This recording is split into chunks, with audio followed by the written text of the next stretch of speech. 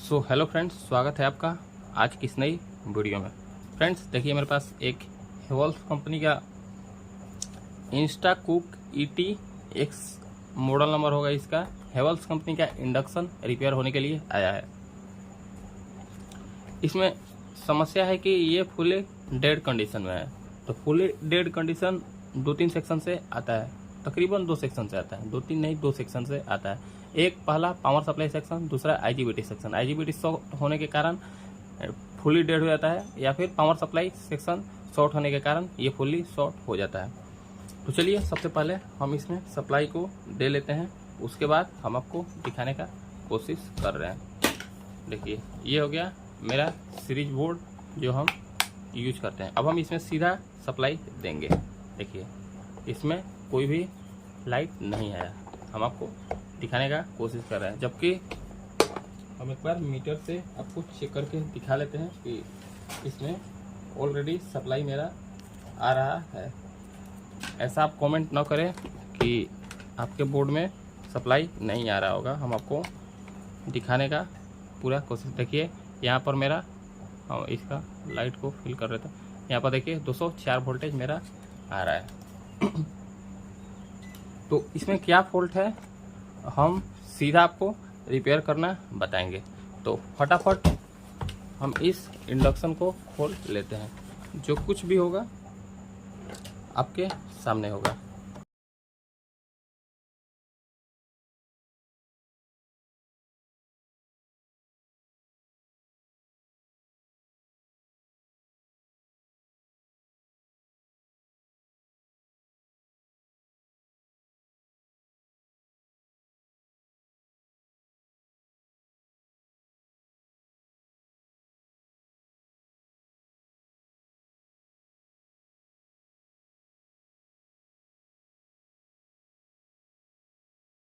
ये इसके पैनल को हम सीधा साइड कर देते हैं। ये हो गया इसका पैनल।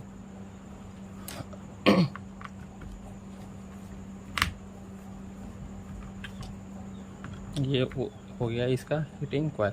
हम सीधा बोर्ड पर काम करेंगे, क्योंकि हमको इसका बोर्ड के बारे में ही समझना है, इसीलिए हम सीधा बोर्ड पर काम करेंगे। वैसे खोलना कसना ये कोई बड़ी चीज़ नहीं है।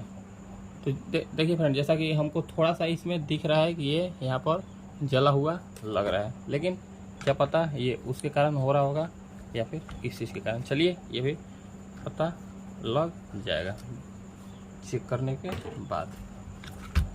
देखिए अब हम सीधा इस फैन जैक को निकाल लेते हैं।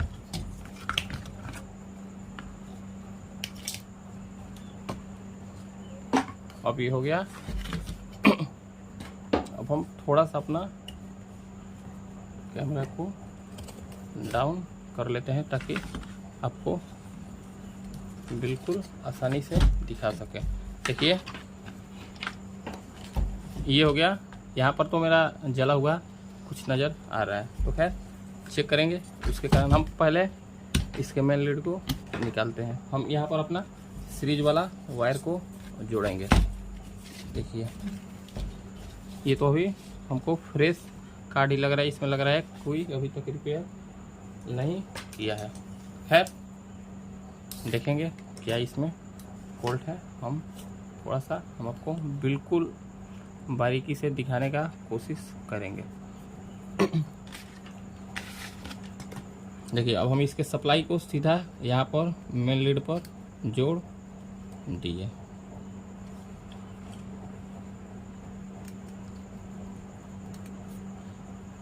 अब हम क्या करेंगे, पहले तो क्या होता है, पहले अब हम इसमें सप्लाई को ही दे देते हैं। देखिए हम इसमें सीधा सीरीज में इसका सप्लाई को दे दिए। अब हम इसमें चेक करेंगे सेक्शन बाई सेक्शन वाइज कि आखिर फॉल्ट है तो है कहाँ से। देखिए हम आपको दिखाने की कोशिश करें। देखिए यहाँ पर मेरा वोल्टेज 200 वोल्टेज आ गया। अब हमको क्या करना होगा, अब हमको इसके रेक्टिफायर पर वोल्टेज को चेक करना होगा कि क्या यहाँ पर मेरा वोल्टेज आ गया। देखिए यहाँ पर भी 190 वोल्टेज आ रहा है। अब हमको इसके डीसी पॉइंट पर एक बार वोल्टेज को चेक कर लेना है। इससे अगर आप आईजीबीटी सेक्शन के इस पॉइंट पर, ये रेक्टिफायर के प्लस और माइनस वाले पॉइंट पर मेरा वोल्टेज, अगर आप वोल्टेज को चेक कर लेते हैं, यहाँ पर वोल्टेज आ रहा है और अगर इस हीटसिंक पर 300 वोल्टेज के करीब आ रहा है, तो आप समझ लीजिए कि आपका आईजीबीटी सेक्शन बिल्कुल सही है। तो देखिए, हम इसके पहले हम इस रेक्टिफायर के पॉइंट को चेक कर लेते हैं। देखिए यहाँ पर मेरा 281 वोल्टेज आ गया। अब हम इसके हीटसिंक पर वोल्टेज को रख लेते हैं।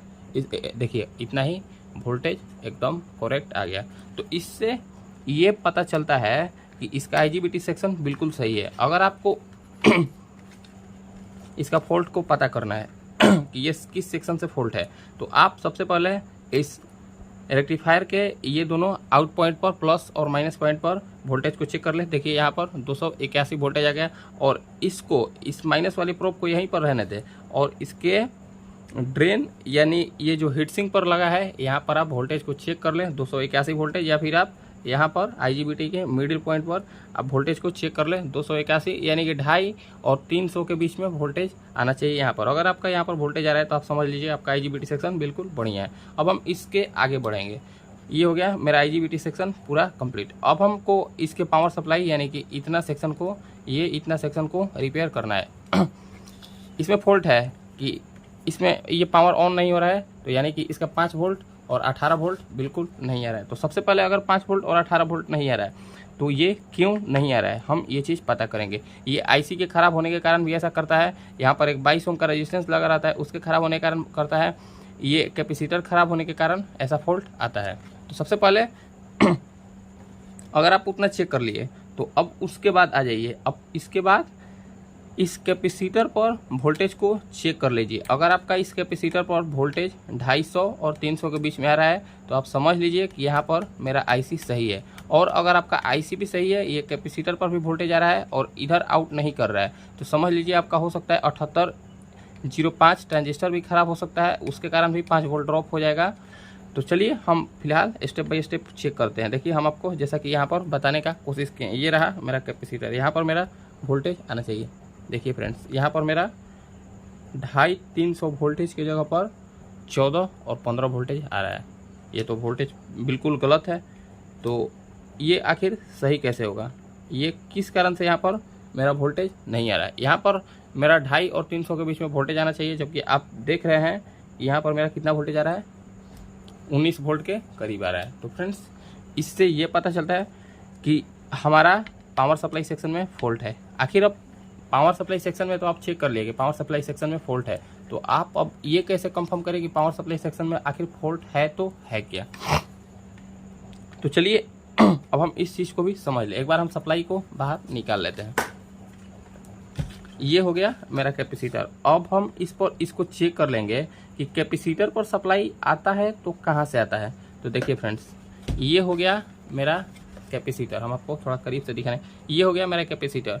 कैपेसिटर पर ये तो वोल्टेज, ये मेरा 22 ओम का रेजिस्टेंस पहुंचाता है। 22 ओम का रेजिस्टेंस ये कैपेसिटर, देखिए यहाँ से सप्लाई ये कैपेसिटर को जाता है। तो हम क्या करेंगे कि एक सप्लाई को हम निगेटिव को यहीं रख देंगे और पॉजिटिव सप्लाई को सीधा यहाँ पर देकर देखेंगे कि क्या यहीं पर ट्रैक आया है। नहीं, हमको लग रहा है ये ट्रैक यहाँ पर आया है। तो अब हम इसको चेक कर लेंगे कि यहाँ पर निगेटिव रख लेंगे और पॉजिटिव को यहाँ रखेंगे, और उसके बाद चेक करेंगे कि क्या मेरा कैपेसिटर पर वोल्टेज आ गया। अगर वोल्टेज आ जाता है तो हम समझ लेंगे कि इसका 22 ओम का रेजिस्टेंस डेड हो गया है, ख़राब हो गया है।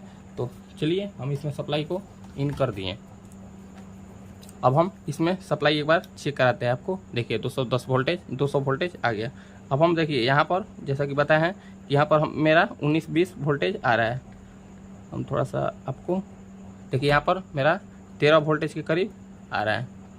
अब हम क्या बोले हैं कि ये रेजिस्टेंस सब कैपेसिटर पर सप्लाई इस रेजिस्टेंस के थ्रू आता है। तो हम क्या आपको बताया कि यहाँ पर आप वोल्टेज को, यहाँ पर हम वोल्टेज को चेक कर लेते। देखिए यहाँ पर मेरा वोल्टेज 180 के करीब आ गया, फिर भी ये मेरा वोल्टेज अभी हमको कम ही लग रहा है।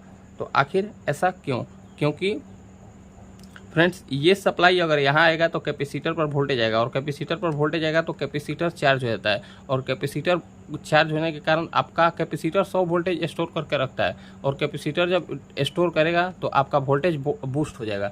ये 180 190 आ रहा है, तो ये करीब करीब 280 और 290 के करीब हो जाएगा। तो फ्रेंड्स, इससे हमको ये पता चला ये मेरा 22 ओम का रेजिस्टेंस, एक बार हम अपने मीटर से चेक करके दिखा रहे हैं। ये हो गया मेरा 22 ओम का रेजिस्टेंस। देखिए, हम इसको एक बार चेक कर लेते हैं खुद से।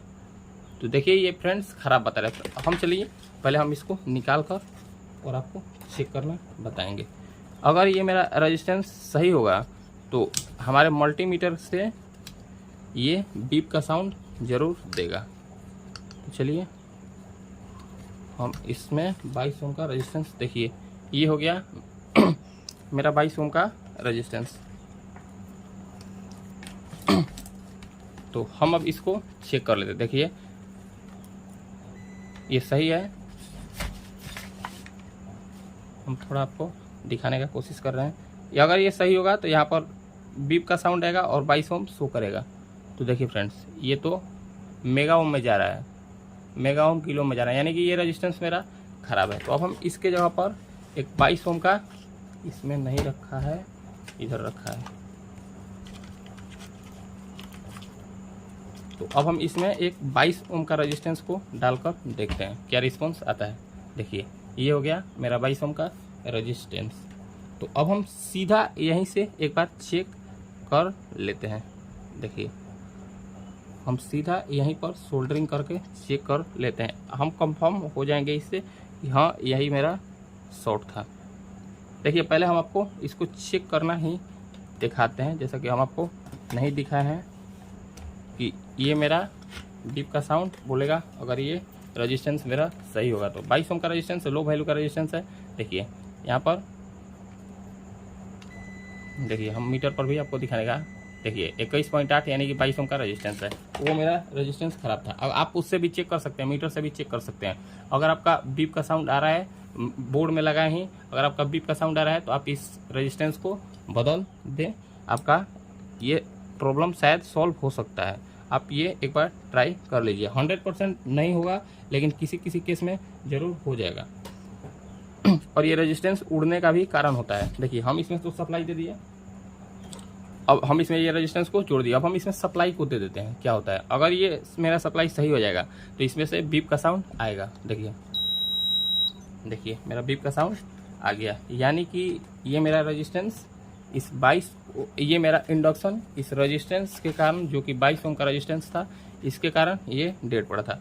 अब हम आपको वोल्टेज चेक करना बताएंगे। देखिए यहाँ पर हम आपको बताएं कि 250 और 300 के बीच में वोल्टेज आना चाहिए। देखिए 280 वोल्टेज, जैसा कि हम आपको बताए हैं कि 280 वोल्टेज आ रहा था वहाँ पर। अगर ये बूस्ट हो 180 वोल्टेज आ रहा था और ये कैपेसिटर बूस्ट करके 100 वोल्टेज स्टोर कर लेता है, तो यहाँ पर मेरा आ गया 280 वोल्टेज। अब हम यहाँ से सीधा, ये मेरा पावर सप्लाई सेक्शन तो सही हो गया। अगर हम आपको 5 वोल्ट 18 वोल्ट चेक करना नहीं बताएंगे, क्योंकि यहाँ पर जब वोल्टेज आ गया और बीप का साउंड भी आने लगा तो समझ लीजिए कि मेरा 5 वोल्ट और 18 वोल्ट सही हो गया। यहाँ पर देखिए मेरा वोल्टेज 280 वोल्टेज आ गया। अब हम यहाँ से IGBT सेक्शन पर वोल्टेज चेक कर लेंगे। देखिए यहाँ पर कितना वोल्टेज, 278, इतना ही के करीब आ गया। यानी कि इससे पता चल रहा है कि मेरा इस 22 ओम के रेजिस्टेंस के कारण ये मेरा इंडक्शन डेड पड़ा था। तो चलिए अब हम इसको बोर्ड में सेट करके और हम आपको पूरा फुली सेट करके इंडक्शन को फिर आपको दिखाते हैं, क्योंकि सेट करने में बहुत टाइम लगता है। तब तक के लिए वीडियो को रोक देते हैं। तो जैसा कि फ्रेंड्स आप देख पा रहे हैं, ये हेवल्स का वही इंडक्शन है जिसको हमने अभी तुरंत रिपेयर करके रखा है। तो चलिए देखिए ये वही इंडक्शन है, इंस्टा कुक ETX।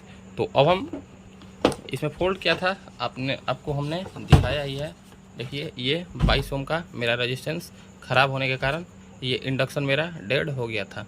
ऐसा आपके इंडक्शन में भी हो सकता है। अगर आप ग्राहक हैं, तो अगर आप कस्टमर है तो आप इसको एक बार खुद से भी ट्राई कर लें। अगर आपसे हो रहा है तो आप खुद से इसको बदल कर चालू कर लें, आपका पैसा बच जाएगा। और अगर आप दुकानदार हैं तो आपको ये चीज़ पता ही होगा। तो चलिए अब हम इसमें मेन लाइन, देखिए आप डिस्प्ले पर ध्यान दीजिएगा, हम इसमें मेन लाइन इन कर रहे हैं। देखिए ये मेरा इंडक्शन ऑन हो गया। अब हम इसको ऑन करके देखिए ये मेरा 120, ये मेरा इंडक्शन ऑन हो गया। बर्तन सेंसिंग का भी आवाज़ आ रहा है। फ्रेंड्स फिलहाल हम आपको बर्तन सेंस नहीं करा कर दिखाएंगे। मेरा ये टॉपिक पावर सप्लाई पर था, तो हम आपको पावर सप्लाई रिपेयर करना बताएंगे। देखिए हम इसको एक बार फिर से निकाल लेते हैं, फिर से एक बार सप्लाई को दे देते हैं। देखिए ये मेरा लाइन आ गया, ये थोड़ा सा स्विच कम काम कर रहा है। देखिए ये मेरा लाइन आ गया। ये एक इंडक्शन के कारण, ये एक रेजिस्टेंस के कारण ये मेरा इंडक्शन डेड पड़ा था। अगर आप ग्राहक है तो आपसे ये ठगी हो सकता है। इसका चार्ज 200-300 रुपया भी लिया जा सकता है। तो फ्रेंड्स खैर इससे कोई बात नहीं। अगर आपको ये वीडियो पसंद आए तो वीडियो को लाइक करें, चैनल को सब्सक्राइब करें और नीचे कमेंट जरूर करें। आज के लिए इतना ही, मिलेंगे किसी नेक्स्ट वीडियो में।